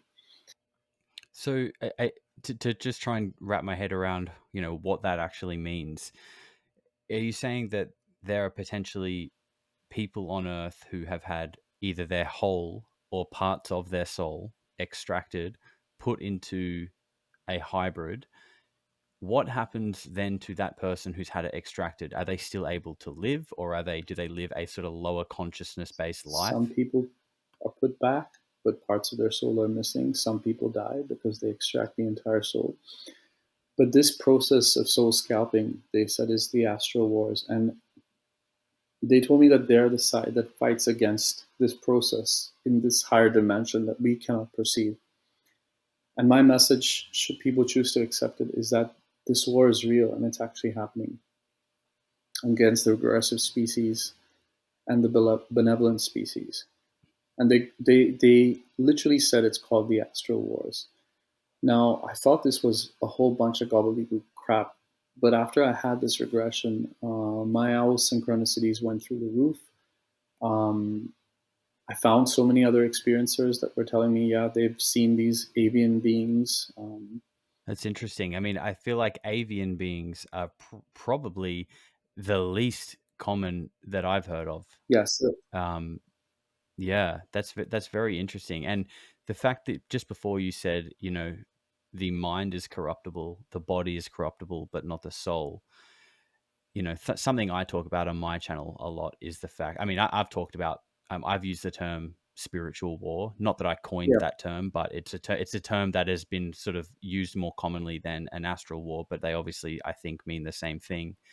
Um, I talk a lot about just sort of where society is at in a consciousness perspective, and there are just so many things in our life that I think are corrupting or have corrupted the mind and the body. I mean, you only need to look at the kind of foods that are promoted oh, yeah. and even allowed to be consumed that are just so bad for you. I mean, alcohol, smoking, this kind of stuff is like glorified, like it's a good thing. So, if we look at it through this context of a corrupted body, the kind of things that are championed on TV, the kind of characters that are made to be seen as a role model for young people, I think there is a lot of a corrupted mind and a corrupted body going on. So it's interesting to hear that you say, but to say that the soul is the one thing that they maybe want to corrupt, is that kind of what you think it is? They're It's something obsessed they with, want to take. yeah, so they're obsessed with finding a way to manipulate the soul, not so much as corrupt it, because if they can manipulate it, they can put it into bodies and have their bidding, but they're not able to do that. Um, So what do you think is the purpose? So they want to manipulate it. They want to take it out of humans and put it in their own body. Because earlier you said like the reptilians don't want that. They don't want that. And we may not necessarily just be talking about reptilians Yeah. right now. So can you maybe just sort of, even if it's just speculation, what is your sort of idea with like who is doing it and what is the purpose behind it? So the purpose behind the soul fractalization, putting it into the hybrid bodies, is infiltration, is to come down here and build a narrative. Um, there's so many people that claim to be hybrids. I mean, this is again speculation, right? But how, if you think about it, how do you, in the art of war, how would you win a war? Would you go and head on and invade a planet, or would you invade from within like a cancer? You just come in. Yes, you subvert, you get inside and So yeah. you always hear about people, and I'm not a paranoid conspiracy theorist, but there has to be something in the sense that if there's NHI that look like us, walk amongst us, what's to say that they're not already in positions of power and trolling us, gaslighting us? Oh, Elon Musk could be a fucking alien and we wouldn't know it. He would say, "Hey, I'm an alien." mate, People would laugh at he says him. it. Yeah, exactly. Yeah, he literally says it. I know. I've talked about this as well. And I mean, I don't know if you're familiar with Robert Dean. Yes, Dean. Old yeah. Absolutely, yeah. I mean, he has talked about the fact that that they are here and they do walk among us and they look just like us. And he held the highest clearance possible in NATO, Yeah. and that was his understanding of things at that level. And yeah, I mean, even if you're familiar with Diana Pasolka's work and Tim Taylor, The Oh yeah. Hierarchy of Hierarchy Beings, of Being. that's something that fascinates me. That there are factions of the intelligence agencies that are above humans on this hierarchy of beings, and we could speculate all day on what that means. But if we then take into account the things that Robert Dean has said, the state of the world, the things that are allowed to be championed and put on TV, and the things that are put into our bodies through food, and all the things that you're saying, I don't think it's a real wild conclusion to kind of draw to. Look at it this way, like so after I had my surgery and I had time to contemplate, put my thoughts in a linear motion. After my surgery, I sat down and I was watching TV for 1 hour. I saw 60 ads of McDonald's, 60 ads of Maccas to push through your subliminal mindset that this shit is good for you. I've gone now 3 years. The only junk food I have is maybe the breakfast because I'm addicted to those breakfast. Oh, dude, those iced coffee Yeah, frappes, goddamn. but if I have like a burger, maybe it's once in a year. I stopped drinking Coca-Cola. My only vice is chocolates. That's probably why my teeth are coming out. But when you go to the supermarket, and if you are awakened on the inside and you really look at things without your blinders, and you're like, every fucking thing in this supermarket is sugar. Once you, I think, like I say, once you see, you can't unsee. And I think Yeah, I agree. COVID has allowed people to sit in their thoughts and not be in the rat race because we're just so fucking focused right now on paying our bills and living the 9 to 5 life. Like I said, 3 lives that I live: the experiencer life, I try and balance it with my human life, and I live the third life, which is the observer life, which is struggling to balance those two and find a balance. Yeah. Not be all the time and woo. And I mean, I've gone crazy buying UFO books. I mean, I know everything that you're speaking about, and I've got more books than I have time to read. But I've heard people say, like that sort of self-awareness is like a ball and chain, that once you have it, it's sort of it's almost like a burden, and it gives you the question of like what's the term? Ignorance is bliss. yeah, That's what I'm yeah. trying to get at. Is you see people who kind of don't notice or don't want to talk about these things, and they're just kind of happy drinking beer, watching Oh sports, yeah, and just kind of going to work every day. But then there are people, I think, who have this kind of awareness, and they kind of see things for what they are, and I think that's important. I mean, I wouldn't want to be unaware, but it does kind of come with this burden of it like does. realizing that life isn't just kind of sunshine and rainbows at all. It's kind of far from it, actually. Yeah, yeah, and that's where you need to have the nuance with with all the narratives out there that the NH are a threat. So there's the the current government narrative that they're basically a threat. But then there's the other C5 side, without naming names, that say they're all benevolent. But if you have half a brain and common sense, you'd know that if, say, for example, the real malevolent ones, if they wanted to invade, they would have already done so from within. And that's still a process that's happening, right? The infiltration is not through the body, but through the mind, through the corrupting of the soul, which they can do. So it's this process. Now, people will say, oh, but, you know, if they would have conquered us, they would have conquered us years ago. So that's the love and light narrative. But there has to be a balance of things. The fact that we haven't been blown off this planet by outwardly malevolent beings, there has to be something that is protecting us. There has to be. I agree. I agree. And I wanted to sort of ask you about that. Do you think, let's call it the defense mechanism of um, trying to avoid this kind of subversion of our consciousness or our soul? Do you think that is through like meditation, or like do you think it's about your positive mindset? Or I mean, because I'm familiar with Dr. Joe Dispenza. I think he does a lot of great work. So do you think that kind of train of thought of like mastering your own mind is the key to kind of avoiding this sort of corruption, as you call it?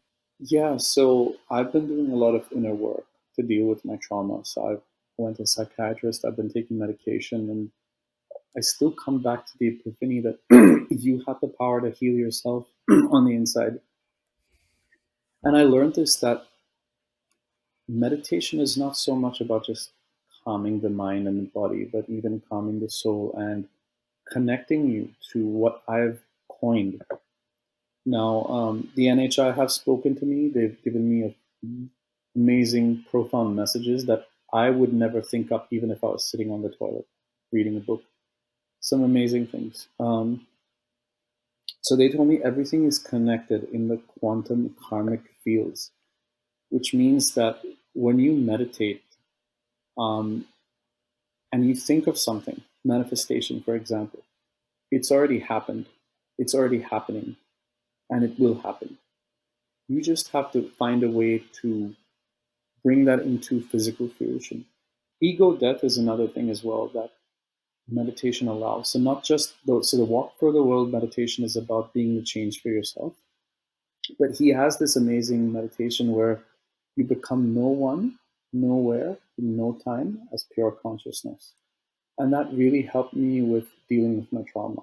So if I feel sad about something, that I was unloved or I was abused, as soon as I start disassociating myself, I remove the I from the suffering. So I'm no longer suffering. I remove the I. I'm no longer me. I'm part of the we. I'm part of the whole. And that's really helped me in my process so far. And I find that it's really within us. The power is within you to be able to do anything you want, manifest anything you want. I can already see the Yeah, I totally agree, man. I totally agree. And I feel like I've experienced that myself. Um, the the way that where you sort of focus your intent, and I feel like people often get confused where they think, oh, what if I just think I want something, I get it. I feel like that's kind of how people sort of interpret manifestation, but I feel like that I can't remember the word used, but like that karmic uh quantum karmic fields. So yes, like the karmic yeah. side of things. So it's a quantum field is basically everything that you can't see. But the reason why they call it karmic and fields is because you get what you put out. So, and I know that sounds cheesy, but I've done it time and again. I've been like, I'm not going to sit and say I want $1 million, but if I say I want financial abundance or financial steadfastness in my life, I want to have a steady job, or I want to have better interactions with my workmates or with members of the public. Some dickhead in Melbourne cuts me off, and we have the worst drivers in Melbourne, and I'll be ready to say, oh, you fuck with. The number plate will say 777. It's almost like the universe saying, take a step back, don't react. So part of manifestation is also an ego death is not reacting to situations when they're Oh, absolutely. It's that self-awareness. It's catching yourself and, you know, I often use the analogy because, people say that our brains and our bodies are kind of like biological supercomputers, right? And I often liken it to when we react, when someone cuts us off and we get angry and that little immediate reaction comes through. I call it we're using our cached memory. Like the computer Yep. tries to save time and it just quickly grabs from the cache and reacts. But if you meditate and you clear out your cache, and then when these things happen, you can sort of reprocess them a little bit slower because there's no need to rush. You don't need the cache all the time. You can sort of reprocess it. And I think when you just take that extra couple of seconds, you realize, you know what? Maybe he's late for work. You know what I mean? Like, it's and who cares? It's not a big deal. I'll put the brakes on. You can go in front, dude. Whatever. It's not a big deal. And I think, yeah, like you said, that meditation and just mindfulness, self awareness, truly are the keys to developing that positive karmic influence on your life.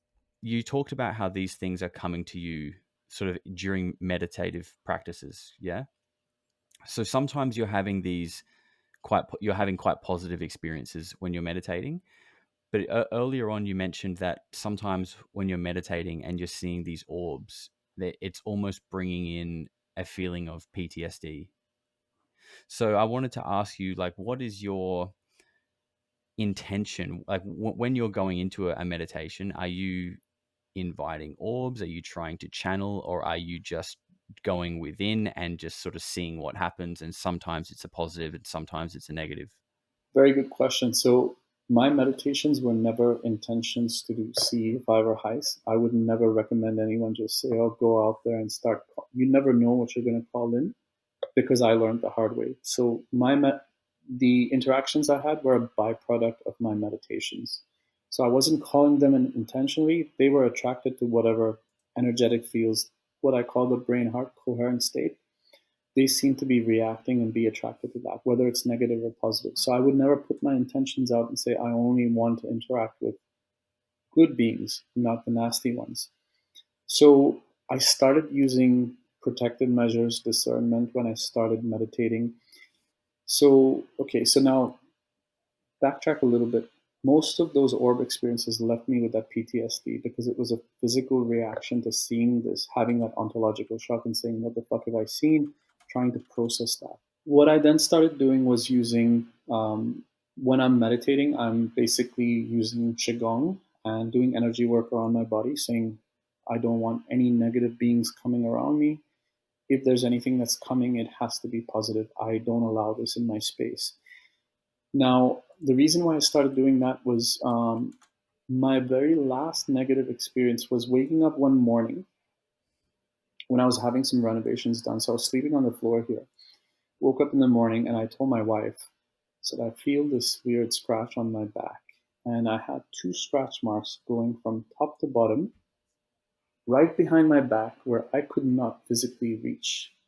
Now, someone would have had to stand behind me, and the trajectory of the scratches were going from top to bottom, all the way in the back. And I told my wife, I said, "Did you get pissed off at me last night and scratch me? Or, get frisky?" She said, Yeah. "I don't know what the fuck you're talking about." So I pulled my shirt off, and we said, "Let's document this." So we documented the scratches. And that was the night before, I'd seen a couple of orbs, and I thought nothing of it. So these things can manifest in your house, and that's when they started manifesting in the house. So that happened in the morning. About 9 p.m. at night, I reached out to an experiencer in the UK, and we were going to have our first conversation on Signal. And so I started speaking to experiencers just to have that support structure. I'm going to say goodbye to my wife. So I reach out to her and I said, "See you later, sweetie." And I feel a sting on my arm. And I have all the photographic evidence. Just looks like a massive scratch manifesting on my arm in real time. And I was like, what the fuck was that? How did that show up? So it was almost like this phenomenon harassing me not to go out and connect with this other experiencer. That's the feeling I got. Don't go out. And it was painful. I still went out and I spoke to this experiencer. And while I'm speaking to the experiencer, I said, "Look, whatever the negative aspect of the phenomenon was, scratched me and warned me not to contact you, but we're still speaking. At that time, we ended up seeing flashes in the sky. Me in Australia, him in the UK, and I filmed it. Very rare when you can actually film You saw what? Sorry. flashes, flashing orb. Oh, flashes. Yep. And I don't know what he was doing on the other side, but I think he was meditating and I was meditating, and then I ended up leaving that interaction in a meditative state. It's a weird experience. So I wake up the next day, and he messages me saying, "Look, I've meditated for your healing." And I look at my arm, and the scratch is almost gone. It's disappeared in less than 12 hours. It's disappeared. It was almost like the negative attachment that was there went away. And after that, I had two of my most powerful, profound, positive experiences. Now, when I say positive, perceived positive to me means it doesn't leave me with PTSD, because the orbs started coming in the house. My wife loves watching Mr. Bean cartoons, so one day I started dancing to Mr. Bean, and she's filming me, and then she's filming me in the house in the evening, and then she sends me the video, and I'm like, "Did you see this?" And she's like, "No, I didn't." These white orbs flying all around me. So these certain spirit orbs, they love positivity and music, and they will come when you call them. In the house. Yeah, in the house. Wow. So now, and do you have the video of that? I can literally just put my phone out, put my hand out, and say, "Can you come?" And I'll have 10, 20 orbs flying around. Now, I don't recommend people doing this because you don't know whether they're spirit orbs, whether they're malevolent. I feel that they're my ancestors, people that I've lost, because anytime I've called their names, they've come. So then anyway, maybe a few days before Dr. Sala reaches out to me and says, "Let's have the interview," I'm drawn out on the balcony again, and I see a white orb. I see this white orb, and again, I'm just filming the orb. I'm thinking, gosh, it may just be a drone, so let me film it. But every time I film something and I take the still shots are the ones that blow my mind. So I zoom in on this, and it looks like the face of a white lion with the mane and everything. And that's when I was just like, my mind was blown. And so you feel like this like feline looking face or being is Lyran? The Lyran beings, yeah. And then the very next day, I had my interview with Dr. Sala, and I told him about this. And then Dr. Sala says, "Holy shit." When he went to the Monroe Institute and he did his meditation, a white lion being came to him and said, "Unified planetary consciousness." Yeah, that is really interesting. And the idea of like feline looking beings and avian looking beings, it kind of reminds me, and this is something that we sort of spoke about briefly before, and I don't know how much you want to go into it. You can just as much as you feel comfortable. But when I said that avian type beings are not really spoken about much in terms of like encounters or abductions or anything like that, where they are depicted is ancient Egypt. And, if you've had a look at my X account over the last week, I've been talking a lot about this kind of stuff. I mean, you've got Thoth, the god of wisdom. You've got Ra, the sun god, which is interesting, right? Ra, the sun god, is well, it's a humanoid figure with a bird-like face, and it's the sun god, which you are saying is the source, is the source of the soul or fractals of. And you've got Horus, another god with a avian-like head and a humanoid body.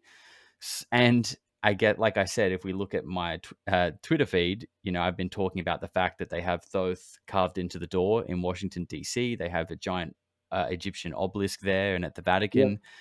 Yep. I mean, there's pyramids on the dollar bill. You can go on for days with the connections here. It certainly seems like someone or some organizations or something take this Egyptian mythology or whatever you want to call it very, very seriously.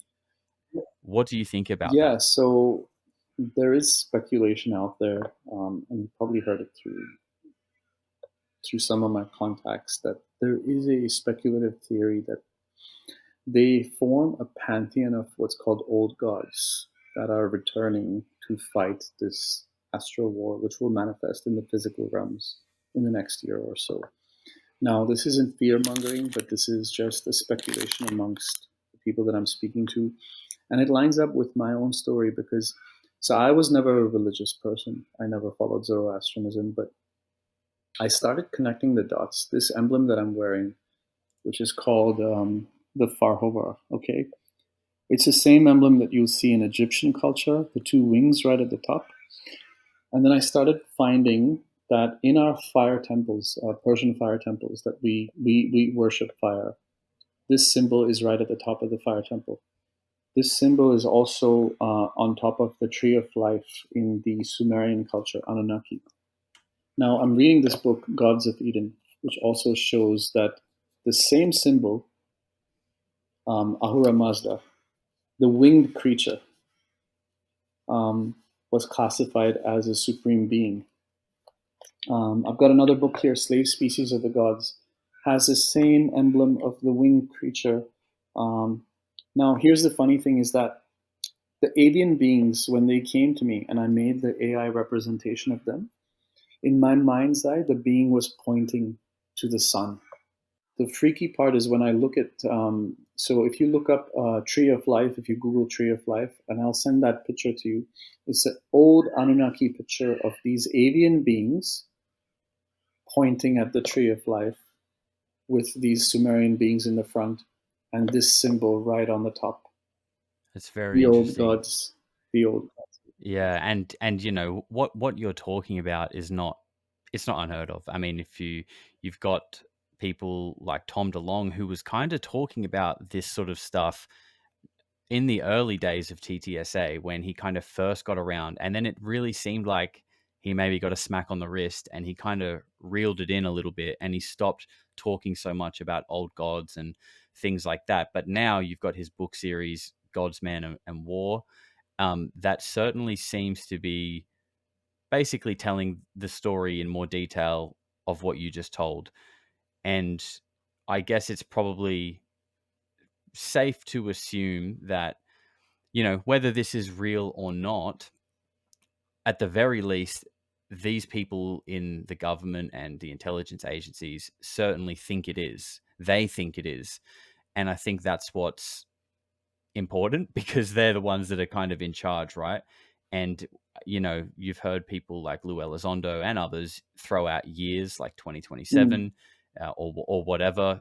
You know, they've kind of even backpedaled a little bit from that now, but they certainly are implying that something big is coming soon. And you know, given that sort of Egyptian connection that's riddled throughout the United States, and the things like God's Man, and War that are obviously influenced from those circles, I think it's quite clear that this is the realm of thinking that these people are having, but then maybe not quite prepared to say it as matter of fact just yet. Yeah, because it's so much for people to handle. Now imagine if someone told you you're a reincarnation of a god or if a god's speaking through you, you'd be like, fuck, I'm already dealing with these fucking orbs and now someone's telling me this. It's too much, let alone Mm. for us to handle. What about the population? Now, God's Man and War, Synchronicity, I got the books. In the second book, I opened up a page and lo and behold was this emblem, the Farhovar. And the same thing, Wow. same theory as well. Now, even in this movie, Monsters of California, there are really good nuggets, right? The doctor guy says it's been planted through the world's religions and it's there to see in plain sight. And he's got this hierarchy of beings, which we discussed, and they've got all the religions, including the one that I was born into, which is rarely spoken about, Zoroastrianism.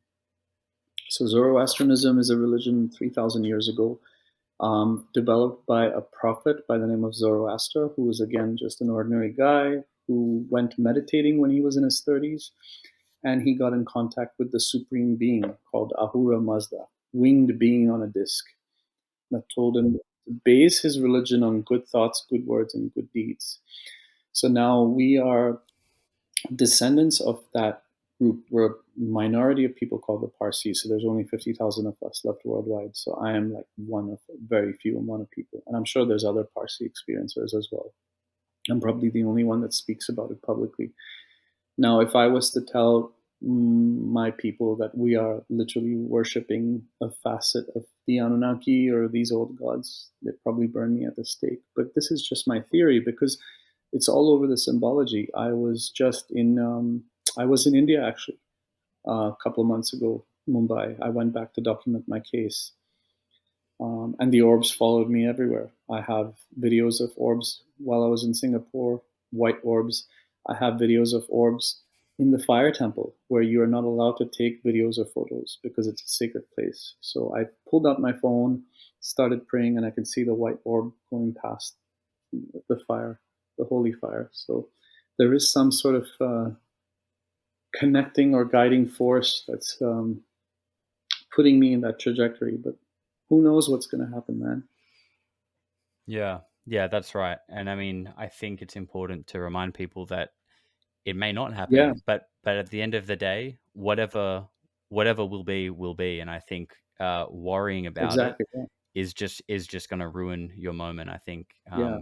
just kind of need to take it as it comes. Do you have any kind of advice for keeping positive, because there is a lot of fear mongering, like you said, out Absolutely. there? Like, do you have any advice for people in these kind of Yeah, times? absolutely. Look, there's a guy by the name of Cliff High on X. Cliff High is an older gentleman that uses predictive AI language to predict things that will happen. He predicted the flap of UFOs that would come in America, and he's got a few controversial views on certain people, which I will not get into because I don't believe in showing hatred towards human beings. He's saying a certain group of people are basically like the minions for the Anunnaki, and we are basically a farm planet for them. And now that we've kind of woken up, these Anunnaki beings are coming back, basically because they're not getting their stock of herd with all the crazy adrenochrome shit and all that, which kind of ties into the reptilian thing I went through. So yeah, Yeah, yeah, there's a lot of noise out there. Use your discernment. yeah. There is. And in the words of Lou Elizondo, get a hobby. I mean, for my mental health now, I'm not so much focused on when I'm going to catch the next orb or if it is what it is. Like I said, I'm not out here to convince people of my truth. I'm here to convince myself and to accept it and to basically be in this moment, be in the now, right? Because you never know. Risk is everywhere. You could be crossing the road and be hit by a car. That's right. And I think about being what's important about being in the now, though, is like where you decide to place your focus, right? Because there's so many things out there you could spend your now on. I could spend my now worrying about No, 2027 and the old gods coming to wipe out the no, world. nothing like that. Or I could just That's right. Or I could spend my now just focusing on myself, living a happy life, doing the things that make me happy. And whatever I choose to focus on will become my reality. And it probably won't affect whether the old gods are coming back or not. Exactly. And yeah, I mean, look at it this way, right? Like risk is all around us. And I was sitting at home in 2021 here in Melbourne, and I never thought an earthquake would happen and the whole building starts shaking. You could fart in the wind and something falls on your head. So if we're gonna be stressed as a species and oh my god, something's gonna happen, we're never gonna appreciate the eternal now, which is this moment, right? So and look, I'm deeply grateful that people are interested in listening to my story. Even though I've had a few, the, people will be jealous and say, "Oh my God, I can't believe you're seeing orbs. Oh, I wish I saw a UFO." I would not wish that on my worst enemy. The reason for that is because we're so conditioned to living this life. It's a literal kick in the balls if you have something that's going to pop out in the sky or if there's an orb that's going to fly past you, because you have, look, I love Mr. Bledsoe. Is an amazing guy, very compassionate. He's been through a lot. People give him a lot of shit and say, "Oh, maybe they're satellites." Who knows what they are? But he's definitely going through something profound. Um, Mm, what I find though on social media is people are always quick to judge and vilify and put people down. And I'm of the other kind. Is that you take a moment of your day, um, ask someone how you are. You know, it pays volumes for your own karmic debt. And I totally I agree. put this famous tweet up saying like we're all experiencers in some form or another. you can be an experiencer, but you can also be an asshole. So don't be an asshole. Be a good human, right? Yeah, That's pretty much it, man. If you have any that's questions, it. please ask. I think that's a great place to wrap this up. I think, Mac, thank you for coming on the channel, man. I thoroughly enjoyed this conversation. It was super interesting. We got into a lot of things that I'm very interested in, and I hope you enjoyed sort of the opportunity to share your story as well. Man. Likewise, and we'll be in touch. There'll be some interesting things Absolutely coming about. I will need to know. Yeah, we'll stay in touch for sure. All right, brother. Thank you for your time. Thanks, man. Take care. Eventually, people are going to say, "What the hell is going on?" No matter how far you go into the dark, when you flip, you go exactly the same place to the light. In our galaxy, everything. Because everything is in balance. Everything is a polarity. I think it's just going to get weirder and weirder and weirder, and finally it's going to be so weird that people are going to have to talk about how weird it is.